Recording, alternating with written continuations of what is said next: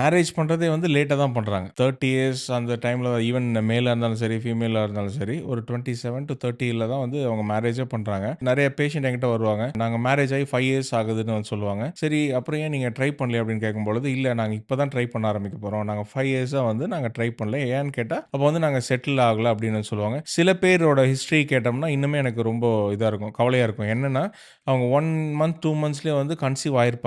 Conceive ஆயிருந்தாலும் 2 மந்த்ஸ்ல abort பண்ணியிருப்பாங்க. அப்ப கேட்கும்பொழுது, "இல்ல எங்களுக்கு வந்து அப்போதைக்கு நாங்க பேபி வேண்டான்னு நாங்க வந்து அபார்ட் பண்ணிட்டோம். ஆனா இப்போ வந்து நாங்க ட்ரை பண்ணும்பொழுது ரொம்ப கஷ்டமா இருக்கு. எங்கனால பண்ண முடியல." நெறைய பேர் கப்பிள்ஸ் வந்து இந்த தப்பு ரொம்ப பண்ணிர்றாங்க.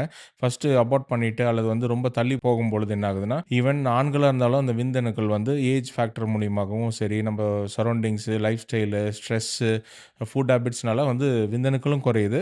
அதேமாரி பெண்களுக்குமே வந்து முட்டைகளோட அந்த சத்து வந்து ரொம்ப குறையும். ஆரோக்கியமான முட்டைகள் வந்து ஏஜ் ஆகும்பொழுது கண்டிப்பா இருக்காது. அதனால அ எவ்வளோ சீக்கிரமா முடியுதோ, ஒரு திருமணத்துக்கு அப்புறமா நீங்க ஒரு 3 மந்த்ஸ்க்குள்ள நீங்க ட்ரை பண்ணி கன்சீவ் ஆகுறது நல்லது.